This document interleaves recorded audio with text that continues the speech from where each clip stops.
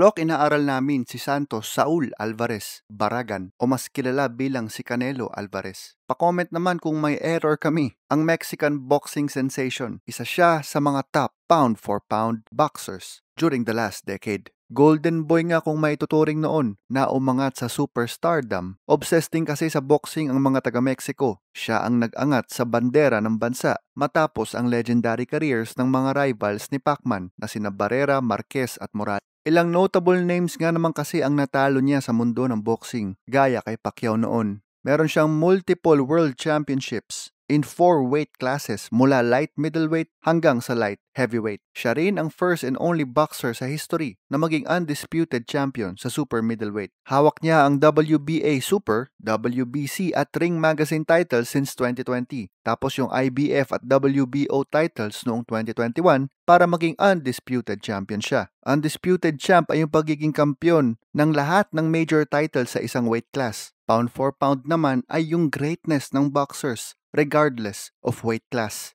Nagmula siya sa Guadalajara, Mexico. Lumaki sa farm kung saan siya natuto mag-horseback riding. Isang bagay na ginagawa niya pa rin till this day. May something ata about sa mga kabayo sa pagiging best in your field. Parang si Jokic lang din. Siya ang pinakabata sa 8 magkakapatid. Boksingero din ang mga kapatid niya. Nakuha niya ang palayaw na Canelo dahil sa kanyang mala cinnamon na buhok. Canelo nga naman kasi ang Spanish, masculine word for cinnamon. Nagsimula siya sa boxing sa edad na 13 years old matapos mapanood ang debut ng kanyang champion brother na si Roberto. Ang amateur record ni Canelo ay 44-2 with 12 knockouts. Matapos niyan ay nag-pro na siya at age 15 dahil wala nang mahanap na suitable junior opponents ang trainer niya. Sa unang 19 months bilang pro, na-knockout niya ang 11 sa 13 documented opponents niya. Napanalunan niya ang kanyang unang world title noong 2010. On track nga sana siya na makaharap ang pambansang kamao dahil inline siya maging mandatory challenger para sa WBC light middleweight title. Pero binakante kasi ito ni Manny. Saktong si Canelo din naman ang nakakuha nito. Sinundan niya ng ilang high-profile matches laban kina Mosley, Trout, Cotto, Amir Khan at Julio Cesar Chavez Jr. During these years ay isa din siya sa mga sumubok na bigyan ng talo si Floyd Mayweather Jr. Pero gaya ng marami ay nabigo din siya. Dito nga niya nakuha ang kanyang unang pagkatalo. Isa sa mga tumatak na rivalry ng 2010s din ang middleweight bouts nila ni Triple G, Gennady Golovkin. Draw yung unang laban nila. Tapos yung sumunod na dalawa ay nanalo siya via decision. Madami pang sumunod na mga notable na mga laban. Karamihan na ipanalo niya. Nakilala si Canelo bilang excellent counter-puncher na kayang mag-exploit ng opening sa kanyang kalaban habang umiiwas sa suntok with head and body movement. Isa din siyang formidable body puncher. Currently ranked as 4th best active boxer, consistently nasa world's highest paid athletes dahil na rin sa kanyang mga pay-per-view bouts. Ang Mexican boxing star, yan, si Canelo Alvarez, ay siya Plok, Luis Ascona, sa sulat ni Ryan Garcia. Hindi po yung boksingero ha,